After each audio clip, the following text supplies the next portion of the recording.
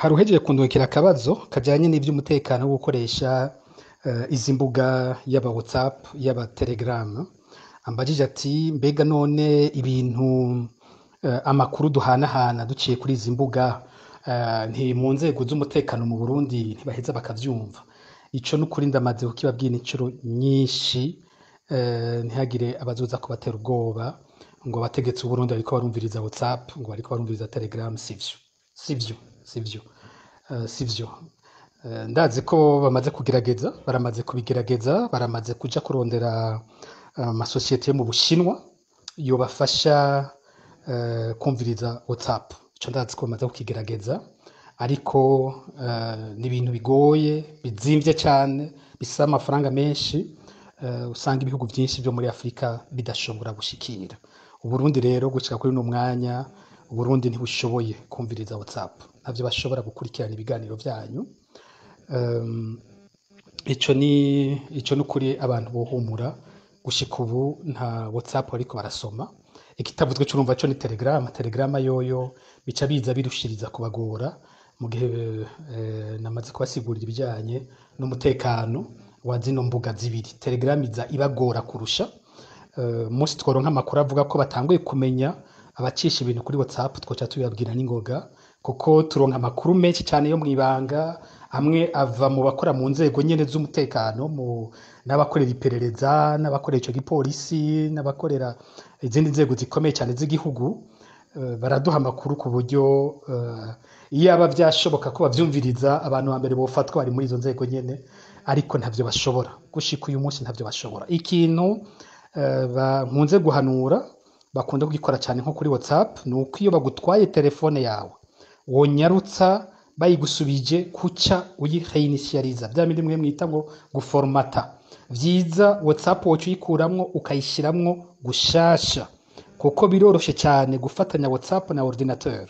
biroroshe cyane gufatanya WhatsApp n'iyindi telefone mu gihe baba bashoboye ko bafise WhatsApp yawe rero muri ico gihe ndabasaba ko muzi ko bigeze kubaka telefone yanyu bakayimarana umwanya mwe mutabibona ni vyiza ko bayibasubije munyarutsa kuca muyiformata canke mutagize ivyo mugakuramwo WhatsApp mukayisubizamwo gushasha muri ico gihe byo babashize kuri WhatsApp bica bivamwo ico nico no bahanura cyane cyane mugerageza nayo ubundi byo kumviza ntaho bihuriye hariho naho harambwira ngo bafise ubwoba kubera ko telefone yabo ikoresha limitere ngo muri limitere bacayibona ivyo byose sivyo ibintu limitere ishobora kubona iborohereza n'ingoga n'ubutumwa muhana kuri limitere nyene umwandikiraniye kuri limitere canke mga gutelefonana kuri limitere ivyo barashobora kuborohereza ingene bavyumviriza ibyo muvuganako ariko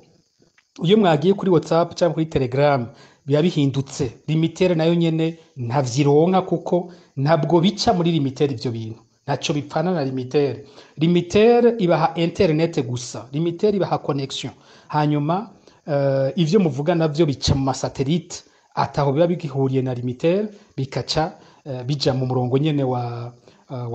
WhatsApp canke wa Telegram bikagenda kandi a message agenda arimwo code afise ukuntu agenda arimwo code ndavyite gutyo ndavize mu kirundi biragoye ngenza kubivuga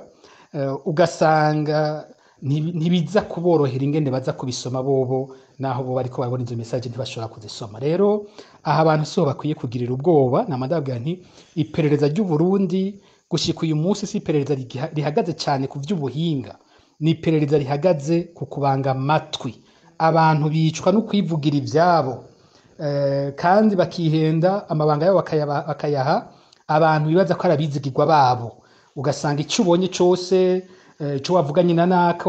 naka uca wiruka si ubona uraronse mwene wanyu ubwira si ubona uraronse umufiance wawe ubarira si ubona uraronse umugenzi witwa mpfamfe ubwira abo bagenzi rero ubwira nibo nabo umwe abwira uwundi bigatinda bigashikira iperereza aha mpanura imisi yose ko abantu bagabanya kuganira ibintu bidakenewe inkuru imbere yuko yiha yaba mwene wanyu yaba mugenzi wawe yaba uwo mufiance cyangwa umugore yaba uwundi wese wanze kugira uti iyi nkuru ntanze iza gufasha iki birakenewe ko ibi abimenya kugira ngo bice bifasha iki cyane cyane iyo ari ibintu vy'agacambutwe ari ibintu ubona ko bikomeye cyane ico nico mwomenya bakoresha kubanga amatwi bicaye mu magroupe yose bazana ibiganiro vyo kubaprovoka vyo kubashitura kugira muvuge aho muhagaze ku bintu, bakaca batangura kuvuga ati nakahagaze aha nakahagaze aha, mu nyuma bakigira bagenzi banyu, agatangura kukuganiriza ibisumbirije ivyo wari wanatanze, mu nyuma ugaheza ugafatwa. Abantu ntibafatishwa nuko babumvirije muri za WhatsApp, bafatishwa n'ivyo bivugira bo nyene. Ni iperereza ry'imbangamatwi, ndabibasubiriremwo, ni imbangamatwi, ntabwo ari iperereza ry'ubuhinga ibyo dufise mu Burundi. Rero ndakisubiyemwo, ntimugire ubwoba ku bijanye n'ibica ku mbuga ngurukana bumenyi. Ingorane si ukuba mwakoresheje izo mbuga, ingorane ni ukuba mwahaye ibanga umuntu aba atari umwizigirwa. Ahandi baza baragerageza gutera ubwoba abantu kugira ngo abantu birinde nyene kuvuga ivyo babonye, abantu birinde kuganira hagati yabo, mbere ugasanga aho wari ukwiye gutanga ibintu niho utabitanze, inkuru ukaziha abakwicisha ukareka kuziha abo gukijije, aho biza kugira akamaro. Rero batera ubwoba gose kugira ngo ico umuntu abonye ntasubire kukivuga. Nico conyene usanga bariko barakoresha. Aho rero uko mubinuma niko mubafasha, ariko nukumenya uti ninde abikeneye kandi nzi ko ari uwibanga kandi aza kubikoresha ikintu cingira akamaro. Nk'ikintu mukimpaye mwibanga, muzi ko nza kugikoresha mwibanga nyene, kandi muzi neza ko batigera bamenya ko mwe mwakimbariye, kiretse muvyivugiye nama navyandikiye abantu bose. Mu kanya narihenjeje kubabwira ubudasa buri hagati y'amagroupe yo muri WhatsApp na canal usanga ziri muri Telegram. Reka ubu naho ngerageze kugereranya muri rusangi WhatsApp yo nyene na Telegram yo nyene. Zo nyene zifise ibintu byinshi cyane zihuriyeko. Nico noherako abantu kenshi bacabaza bati none Telegram ikora gute? Umenyereye WhatsApp nta budasa bunini cyane usanga buriyo, birafise ibintu byinshi bihuriyeko ingene bikora. Ubwa mbere bwo vyose ni imbuga zo guhanahana, zo kuganira, zo guhana ivyiyumviro, zo bavuga ati de messagerie, ni mu gifaransa byose bazita kwa ama application de messagerie. No kuvuga zose abantu barashobora guhana ubutumwa, no kuvuga buciye mu butumwa bwanditse, biciye mu butumwa bwa audio, biciye mu butumwa bwo guhamagarana. Murashobora guhamagarana kujya abantu bahamagarana muri WhatsApp, niko bashobora guhamagarana no muri Telegram. Aho nta kibazo na gitoyi kihari. Murashobora kurungikanira ama video hose, murashobora kurungikanira amafoto hose, nico kimwe.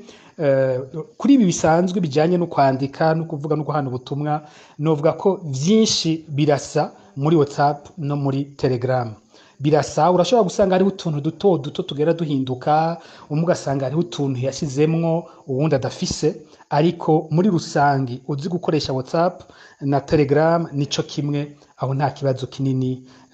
kihari. Umuntu agiye naho kwitandukaniro, nko muri ivyo bijanye no guhana ubutumwa, hariho itandukaniro rimwe noca ngirako, nuko muri WhatsApp murazi ko mushobora guhamagara muri video, ariko muri Telegram nta pere video iriho. Muri Telegram nta vyo guhamagarana mubonana, murashobora guhamagarana amajwi bisanzwe kujya kuri telefone bisanzwe, mugabo ntimuhamagarana mubonana muri Telegram. Ico nico novuga nka WhatsApp ifise, Telegram idafise. Hari n'akandi kantu WhatsApp novuga ifise, abantu benshi baramenyereye bijya by'amastatut basigaye bagira, ubutumwa butoya cyangwa ifoto cyangwa akavideo umuntu amanikako kamara amasaha 28 kakaca kavako. Bijya bya statut byo muri WhatsApp ivyo ntibibaho muri Telegram. Ico nico biragitandukaniyeko. Ngira ni icya gatatu novuga WhatsApp ishobora kuba irusha Telegram, nuko WhatsApp ni ifise abantu benshi cyane mwisi. WhatsApp ifise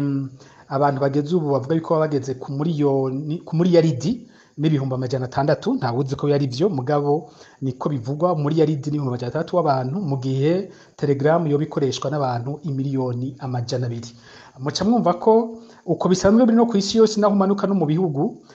uca usanga mu bagenzi bawe ari benshi bakoresha WhatsApp kurusha abagenzi boronka bakoresha Telegram. Ikiza cha Telegram nayo kubikoreshwa na bake, nuko uriko urakoresha Telegram bigabanura abantu kumbure wabona ko bariko barakugora induru zo muri WhatsApp zigabanuka kubera ko muri Telegram bataba baraba benshi cyane, ariko ico nibaza ko kizotera gihinduka